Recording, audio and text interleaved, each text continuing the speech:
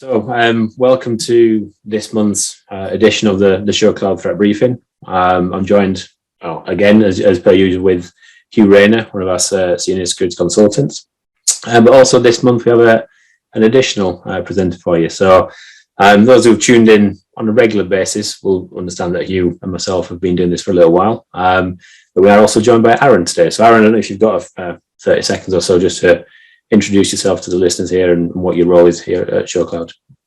Absolutely. Thank you, Nick. So hi, everyone. Yeah, I'm Arron Dowdeswell. I'm a senior security consultant at SureCloud. My background was actually in penetration testing, so that's how I got into the industry 9 years ago now. Worked through the typical penetration testing churn for a while, but then moved to more broad security consultancy stuff. Spent 6.5 years at Cisco doing some technical leadership as well.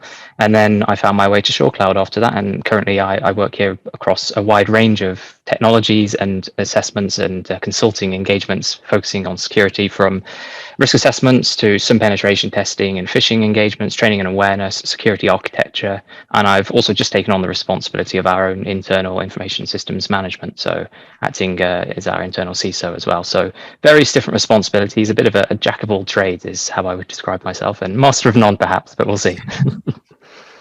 Thank you, excellent. No, great to have you on today's episode. Agenda today pretty much wrote itself. It's been a fairly busy last week and a half, something like that. And we're going to go through some of the more high profile attacks that are out there. Not just to give a commentary, you will have also seen quite a lot of hot takes on LinkedIn in the days surrounding or the days following the events happen. We're going to try and cut through that noise a little bit, give you some insights, and really things that you can take away today and to action ultimately. So the things that are on the agenda, we've got the Uber hack, compromise, however you want to call it. We also had the Rockstar Games one around the GTA 6 stuff, and we had the Revolut attack. There has also been a couple of others in the pipeline as well this week, and because it's quite a few topics to get through, chances are we may overrun. So what we're going to do is we're going to kind of roll with it and see how we get on for time. The intention is to finish at past. But if we are approaching 4:30 and we've still got a fair few things to cover, we're going to chip on through. Obviously feel free to stick around for the final bits of it if we haven't finished in time. Excellent. So we'll get into it, guys. So first of all, we've got the Uber attack. So this hit the news, I'm going to say about a week ago. So I think it was last Thursday, Friday time, something like that. It's a pretty big one. So Hugh, do you want to just take us away on what the current situation is, what people know about it now? And then we'll get into a little bit of analysis around it as well. Yeah, it's a really interesting one, I think. So looks like now we're just sort of seeing today first real it being attributed to anyone really. It was initially described as being, an 18-year-old. Which may still be the case, but we're starting to see people discussing it being Lapsus Group that are involved here. Very familiar name to regular viewers on the threat briefing now. Obviously, we discussed them at length in previous episodes, looking at NVIDIA, Microsoft Okta, all of those attacks. But yeah, so it looks like the sort of basic rundown of this was. Not a hugely complicated attack really, but with some interesting additions. So looks like Uber were using multi-factor authentication, which is it's good, it's what we'd expect. But then obviously this still happened. So it looks like what was going on is what we call an MFA fatigue attack. So the threat actor here identified a user, which is now being reported as being a contractor. And what they do is they capture these credentials, and then with the MFA that Uber are using being approval-based MFA, where you say yes, it's me logging in, or no, it's not. Just constantly sending those MFA requests. Looks like they were being sent repeatedly, every second or so for over an hour. So with it being a contractor as well, unlikely that they would have had a corporate mobile device. They're probably going to be going to their own phone. And I think the interesting thing here was after an hour of trying this, the threat actor actually just messaged this individual on WhatsApp and said, "Hi, I'm from the Uber IT support team. We can see there's an issue with your MFA. The way that we need to resolve this is just you accepting one of those notifications. So I think, you know, as many of us would really, you know, someone's phone's pinging every 2 seconds. Someone says, "Oh, stop if you just tick a button." They accepted that MFA prompt.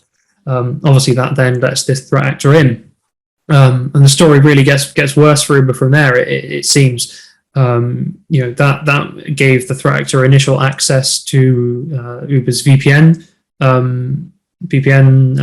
environment. And from there, you know, they did some basic enumeration, as we would on, you know, a red team exercise or something like that. And seems like they came across a PowerShell script. And in that script, it had access keys hard-coded in there for Thycotic, a privileged access management tool. And the whole point of these PAM tools is, you know, all of the organization's credentials are in there, and they were admin credentials as well. So, you know, from there, Uber's day really got roughed up quite significantly with, you know, access to AWS, Google Workspaces, Slack, everything else included in that.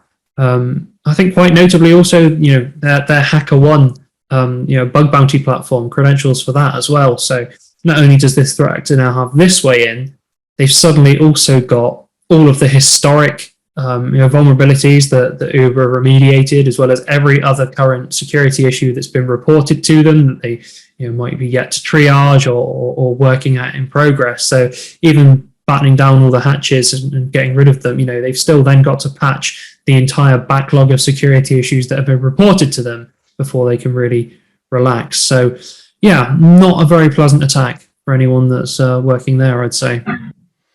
No, and I guess thoughts go out to the Uber security team at the minute. I'm sure they're working long hours, long days, and I'm sure there will be light at the end of the tunnel, obviously. So, Arron, just to bring you into this conversation around the Uber one, and you mentioned at the top of the call you're doing some work in architecture and things like that. This feels like a central point of failure. So the PAM solution Thycotic in this scenario has been, you know, gotten access to it, and therefore it's opened up avenues to everywhere else. Is there something they could have done from maybe a network architecture perspective or a segregation perspective to have reduced the impact here? So ultimately, what you don't want to do is have this obvious chain, which has resulted in these hugely impactful outcomes. Yeah, well, this is an interesting one. We obviously don't have the full details of Uber's internal architecture diagrams. So we don't know exactly how they've structured their infrastructure. But what we can say is that gaining access to Thycotic, especially given that there appeared to be some hard-coded credentials for it sitting somewhere in a script, that's a major mistake. Thycotic being a privileged access management solution, that is the keys to your estate sitting right there. That's the sort of platform that you need to make sure you've added as many controls as you can possibly consider to. So you need to have all these compensating controls to make sure that if someone's gaining access to your PAM solution, that they have re-authenticated. It shouldn't be allowed to have cache credentials from one location going to another. It shouldn't just be password based. We need to make sure we have MFA in place for our PAM solution. There's also generally the concept of making sure you check out credentials as opposed to just being able to log in and then access anything. So there's then that audit trail associated with it, and then you'd be closely monitoring that solution as well. So that's from the PAM side. But more generally, internally on their estate, it does highlight at least the possibility of them making some fundamental mistakes. Hard-coded credentials in scripts is an obvious one, but more generally, the fact that those scripts can then go and do things across the estate, potentially without sensibly assigned accounts that are service accounts that should probably be managed through the PAM solution, where you have a situation that an account gets created specifically for the use case of doing something administratively and is then disabled again after the fact so that it can't be reused by an attacker at any point in time. So what was that service account and those credentials that may have allowed access to Thycotic and then access to the wider estate? Brilliant, thank you. Is this, I've heard of the term just in time access? Exactly. Privilege access. Is that essentially what we're talking about here? So you have a set of credentials that work just for that period, and then they're killed off then? Yeah, it's exactly that. So a lot of PAM solutions have that as a functionality whereby you can log in as your administrative privileged account as an end user into that platform, but then you request credentials to do something on a sensitive system.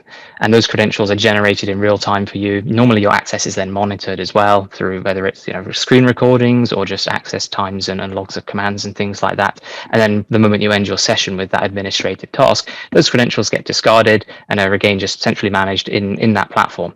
So and that would at least give that extra level of visibility, and you could do additional controls on top of that, like limiting hours that certain employees, except in break glass scenarios, you need to plan for that. But for certain employees, they might not need out of hours access, or they might not need to authenticate to X or Y system. So just adding that granularity can limit these attacks. Okay, brilliant. Yeah, so I guess hugely powerful tooling, generally speaking. However, the devil is generally in the configuration detail, right? So making sure it's configured properly and tuned to that environment specifically. Okay, brilliant. Okay, so that's the Uber attack. So it's, I guess, the storyline and the narrative is still in progress, right? So the things are still coming out now. It's still quite early on in the process, but it is quite a big one ultimately. We'll move on to the GTA, and what we're going to do a bit of analysis across all of these attacks towards the end of this, things that we can take away and insight. So if we move on to the GTA 6 one, so this is the Rockstar Games, and ultimately I think it was over the weekend there were screenshots of the new unreleased GTA 6 circulating around the internet. They then confirmed they were real, of an alpha release. I think it's really quite early on in the process. So again, Arron, just bring you into this one. Could you give us an overview of what we know about this to date, how the attacks unfolded? I think the details are a little bit lighter on this one versus the Uber one, but again, worth us covering off, I think.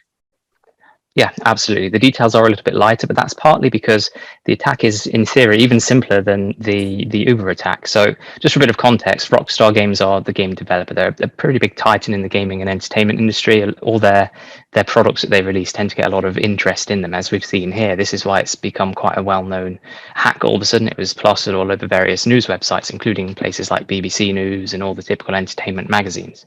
But actually, and Rockstar themselves, actually, they're quite a secretive company. They don't like to give out information about their upcoming titles until at the last moment. So actually, GTA 6 is something the media have invented. Rockstar Games had never announced GTA 6 as a game in development, but it's out there now in the wild. So what actually happened? Well, what we do know is that there was, again, an MFA fatigue attack. So a Rockstar employee had repeated SMS or notification messages for their MFA authenticator. Eventually, they clicked accept on that. The attacker then gained access to their Slack through that mechanism. So it was that was where the images and the videos were leaked from. So as far as we know at the moment, it was as simple as an attacker gained access to a Rockstar employee's Slack, and in that Slack there were various videos of alpha builds of the game and screenshots. Now there is something else to this as well, whereby the attacker has said they also have source code for GTA 5 and 6, so that's the the back-end code that runs these applications. They've also said that they have some documentation, storyboards and other things from the creative design process at GTA and at Rockstar Games for GTA and other games, but they've not released that, and all they have done is go back to Rockstar Games and request money. But there's an extra element here in that we don't actually know whether the screenshots and images and news reporting we have around the attacker requesting money from Rockstar Games is the real attacker, or whether it's just someone playing on the fact that Rockstar Games has had an attack and are trying to extort some money from them with actually nothing to leverage. The only thing we absolutely have is those videos and those screenshots of the game. Excellent. Yeah, and I think you mentioned there, and well, we know they got access to Slack and there's some documents and images and videos, etc. My assumption is that those videos and pictures and whatever else are actually secured somewhere else in a different location. However, bringing them into a tool like Slack, okay, which has different retention policies that may not be configured, there is then a risk there. So I think there's a bit of a learning point perhaps here for people who use tools like Slack to make sure that they are configured appropriately with the data retention policies, that there isn't stuff hanging around in files that have been shared for days afterwards. And I think the default is 90 days, right? So I think there's a 90-day retention on Slack, which is good. Hugh, I'm just going to bring you into this one. I know it's kind of light enough on detail around what we know so far, but just want to ask if you have any thoughts on additional compensating controls that could have been put in place. The concerns that we may have picked up out the back of that particular one that Arron's walked through. Yeah, I think what interests me here is that we're seeing a lot of again, attribution to this also with Lapsus Group and specifically the main threat actor involved in the Uber attack. And yeah, like Arron says, the details light here. We've not seen any release of source code or anything like that. And typically in situations like this previously, Lapsus have they've always produced some sort of screenshot evidence. They've when they compromised NVIDIA, they posted a screenshot of the file directory showing exactly what they had. Beyond this 2-minute clip or whatever of alpha gameplay, they haven't put anything out, which does seem atypical for their sort of MO for when they've got data to ransom.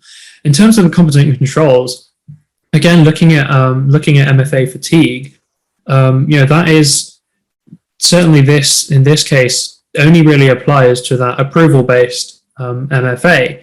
And I think it raises an interesting question, because personally I'd hold that approval-based MFA to be a higher standard of MFA than code-based MFA, because once you abstract the fact that the user's taken a code from a mobile device or whatever, it then becomes again something just like the password. It's a string that can be phished.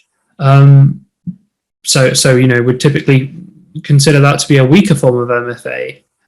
Yet it would have stopped these attacks. So I think being considerate of the context that behind what information you're looking to secure, maybe some something like threat modeling to work out what likely attack methods are going to be and what attackers are going to be after. You might find, I think, in some cases that methods of MFA that might be considered worse or weaker might be more robust against some attacks. Yeah, excellent. I'm glad you mentioned threat modeling, because it's something I'm pretty passionate about, and I do like it quite a lot. But we will talk about that quite at the end, if that's all right. We've got a section in there around the kind of long-term strategy that people can take away from this. So maybe we can pick up around the threat modeling in that one, if that's okay. Brilliant. Okay. Conscious of time, so let's move on. And we've also got the Revolut one in here as well. So Hugh, I don't know if you're able to talk us through that, and then we'll kind of start to pick out the pieces across the three of them. Yeah, again, this is I'd say probably a much smaller scale, it seems, in terms of numbers of users affected. It's actually quite a while ago now. When looking back through it, I mean, most of this information that we're getting right seems to come from Twitter and Reddit, which just seems to be the environments that these people in this threat actors and security community are discussing. But looking back through some Reddit threads, there was a while ago some interesting updates made to the Revolut application's customer support functionality with some profanity put into the app there, and users posting on Reddit saying what's going on here.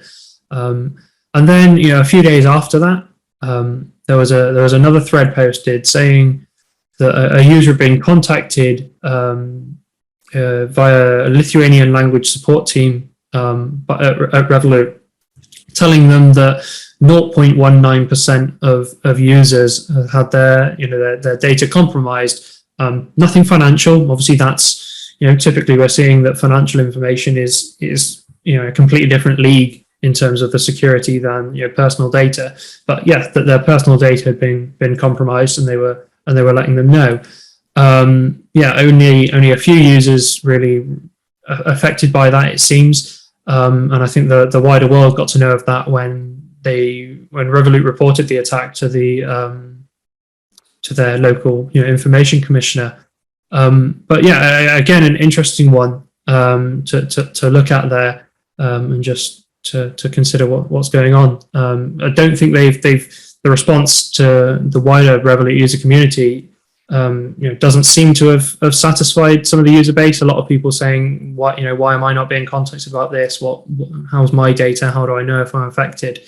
Which I think just goes to show that really response to some of these things is actually critical to public perception. They've now said, I think, that we'll only contact people who are affected. So that probably explains what that's about. It's almost flown under the radar a little bit, that one, with everything else going off this week. And there's obviously been a couple more this morning. We're not going to get into them, obviously, because we haven't got a lot of time to get through all of them. Okay, so good. So 3 attacks in a week and a half space, something like that. Let's pick out some common themes. There's a couple of common themes here. So Hugh, do you want to take us away to talk us through what we're thinking? Is the attribution the same people here? Are we talking about the same threat actors, or are we talking about different ones using the same techniques? Yeah, so I guess similar techniques with Uber and Rockstar, right? But we'd expect that now that we're seeing attribution to the same entity. Looks like signs for the Revolut attack are pointing towards malicious insider, which I guess would sort of explain the updates made to that support app. If a disgruntled developer or something just wants to vent and then go out in a blaze of glory later on. But yeah, so the first two sort of share that common thread, less so with the Revolut attack. Brilliant, yeah, excellent. And I think there's some questions around complexity of the attack here. So do you think these don't feel hugely complex? There's obviously a lot of elements to the Uber one, but in terms of like actual level of complexity, we're not exactly talking about dropping 0 days on externally facing infrastructure. We're talking a fairly well-trodden path of social engineer your way in and then go from there ultimately. Absolutely, and I think that's I don't think we're going to see that really turning around. As security vendors become more and more proficient at what they do, and the tooling becomes more useful and robust, and humans remain dumb and easy to fool. I think we're only going to see that continuing with social engineering being the primary attack vector for the majority of attacks. Yeah, well, it's certainly effective. Arron, let's talk a little bit more about threat models and threat actors here. So I guess one of the things that people can take away from today is that their threat model should probably include insider threat as well. Would that be fair to say? Absolutely, it should be part of any threat model. Your insiders are the people with the most access to your network, and they are ultimately humans. One of the interesting things with insider threat is that a lot of organizations tend to think of it as it's someone doing something malicious on purpose. But actually, you have the concept of an accidental insider threat, and that's someone that can be tricked into doing something. So they might not have any malicious intent. This is just an employee who's doing their job. Perhaps they're not as aware as they should be of some of their responsibilities for cybersecurity or security within the organization, and then they end up being socially engineered into doing something. Now, that doesn't seem like that's the case in the Revolut attack here. It seems like it was a deliberate insider threat, but there is that other consideration as well of actually your internal employees. You need to put controls around them just to make sure that if they are socially engineered or if they have malicious intent, you can cover that off in terms of your threat model and the way you approach your layered security, defense in depth, principle of least privilege, and so on. All those elements that you hear about, but sometimes we always think let's just defend the perimeter. I think that's a mindset that has very much changed in the last few years, and these recent attacks, in particular the Revolut one, are adding more weight to that being of importance within organizations. Yeah, for sure. And you mentioned the perimeter there. I think the traditional perimeter isn't there anymore in a lot of cases. You find a lot of applications, a lot of functionality that is what you might consider to be zero trusted. That you move the perimeter into the authentication realm ultimately. So yeah, I think the perimeter's changed. So just protecting the perimeter these days is going to end up in a fairly bad way if you are ultimately attacked and attempted to be compromised. Okay, so great. So let's talk about things that people can address today. So what can we give the people listening? What are the immediate insights that they can take away now to go and implement back at their organizations? And we'll go to Hugh first for that one, if you like, and then Arron, if you want to come in afterwards. Yeah, I think the first two attacks that we're looking at around the MFA there, just reaffirm to us really that MFA alone isn't infallible. It's not a one-stop fix. It certainly doesn't replace user awareness and training. You absolutely need your users to be on board and aware of the attacks against the MFA solution that you're running with, what they might be. So giving an annual training session on, hey, look, if you receive repeated requests that you're not making, this is a type of attack, and report this to the security team. You can't expect users to understand what various attacks might look like when they're facing them without that level of training. Okay, so we're talking about a complementing level of controls, either technical, procedural, policy-based controls, right? And they've got to complement each other, work together, not be adding friction to a process, for example, they're going to get bypassed. Is that essentially what we're saying? So we can't just load an organization upon, the latest technical gear and the silver bullet, the latest silver bullet that's being sold on the market, that kind of thing, and expect it to be okay. We've got to have some other things coming into that equation as well, right? Yeah, absolutely. Brilliant. Okay. And Arron, have you got any immediate takeaways that people can go away and do now from your perspective? Yeah, well, to be honest, I would echo Hugh's in this case, in that the real thing for me that organizations and the people on this podcast should be taking away from this is actually go and have a look at what your current training and awareness looks like, and have a think as to whether it includes the attack vectors against multi-factor authentication. As was said, we often think of multi-factor authentication as a solution to that, but actually it can be targeted as well. And we're seeing attacks on MFA type solutions increase massively over the last year or two, because it's now known that most organizations are moving towards MFA as part of their authentication process. So I think our training and awareness within organizations needs to be updated to include that as a potential attack vector for that particular authentication mechanism, the MFA element, to be something that users are also somewhat suspicious of, if they're receiving multiple requests, or if they receive a message pertaining to be from IT saying, please click accept because it will make these messages go away. We just need to make sure that our users are aware of that. So as an action, go away and send an email to your employees just to let them know that MFA attacks are on the rise, and we just need to be aware of them and cautious of them. Yeah, I totally agree. And Arron, whilst you're there, let's talk about a little bit about the long-term actions that people can do here. So specifically the Uber one, just because there's a bit more information around it, are there things that could have been done? So we'll be talking about a different approach to architecting a network, for example. We're talking about having a good proper threat modeling program in place where we're really testing hypotheses. Is that something that people can do in a long-term view to try and help mitigate these types of attacks? Yeah, there are two ways I would approach this. Well, you've got the policy, the process, and the procedure ultimately that you end up with on one side, and you've got the technology controls and the people controls, etc. All of those are important to a business, but in terms of how I would frame this, there are two things organizations should probably look at, and that's their controls around their people. So that includes joiners, movers, leavers, processes, and that principle of least privilege, and looking at your own identity and access management internally to make sure the users have the requisite access, but no more than the requisite access, and that the way they gain access is looked at appropriately. And the other element, of course, is the more traditional architectural based view of this. So how do we architect our network in a sense that protects the users from themselves to a degree? So that includes things like making sure that data retention and encryption is in place in the requisite locations, making sure that there is segmentation of various elements within the network. These are fairly typical things to do, but it's a good time to take stock and think, well, actually, if we were breached, how far could an attacker go, either from their own perspective, jumping around the network looking for hard-coded credentials, or if they gained access to an employee, and have a look at it from an employee perspective. If an attacker has taken over an identity, what could they do just having that identity and potentially the MFA associated with it? Do we have other controls that could stop that along the way? Fantastic, yeah. Guys, we had a couple of questions as we do most weeks. We are obviously short on time, but there is one that stands out as being quite relevant to this. And Hugh, I'm going to direct this one to you. The question was, are there any specific threats to cloud systems in addition to typical cyber threats? So as we know, the Uber one resulted in AWS and GCP, and the Google workspace has been compromised. So let's talk a little bit about that. So what's the immediate threat to cloud systems here that doesn't exist in a typical monolithic architecture?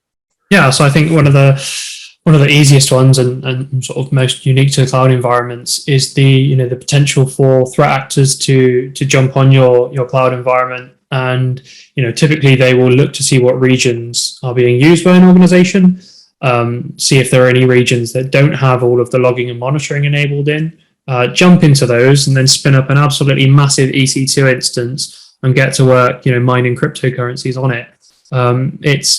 It's a fun exercise for the reader. go onto GitHub with some AWS access keys, post a commit that they're included in, and just wait and see how long it takes before you're mining cryptocurrencies on your cloud environment. The bots that are running across code repositories like GitHub, it's just constantly looking for those cloud secrets to jump on and start mining with. Is it's mind blowing how quickly they jump on that. Obviously, not a huge risk with on-prem infrastructure, because your server's your server. They can't scale up and give you something with 412 CPU cores if it doesn't exist in tin. But no, we do sometimes hear of organizations that suddenly get a $100,000 bill from their cloud provider for a week's work that they weren't aware of. Yeah, and generally, like I said earlier on, the perimeter is generally shifting, right? So previously, your on-prem data center would have been protected by a perimeter, and I guess now the cloud stuff is less protected and is relying very much on the user access control, privileged access management, etc., to lock it down ultimately and prevent the unauthorized access. Yeah, I think that change in perimeter that you talk about and we were talking about earlier, I think is really important that we remain mindful of that. The more controls that we surround one area of our environment with, maybe our crown jewels, the attackers are looking for the biggest reward for the lowest effort, right? So we need to be mindful that might change how an attacker's targeting what they're doing. Like with the Revolut attack, we expect, obviously they're a payment card provider, right? So, but we expect a certain level of security and controls around that. So it seems like the attackers in the Revolut example weren't even necessarily targeting the financial side of things. The easiest way for them to get a return on investment is to harvest that user data and then conduct individual phishing attacks against those users for funds. They've made that conscious decision that actually no, because of the controls in place, this is now the most advantageous avenue. For sure, yeah, for sure. Fantastic. Guys, we're out of time. So the other questions we did have through, we're going to cover one of them on a separate channel, not the threat briefings. It's around cybersecurity's position and how that should be communicated to investors. So we'll cover that in a different forum, probably not in this one. And there are a couple of those which we'll come back to people offline for the answers to those. Just didn't really fit in with the topics this month. But yeah, it's really good to get questions in. So for future listeners and people who are tuning in next month, send in any kind of questions you might have, and we look forward to seeing you in around a month's time.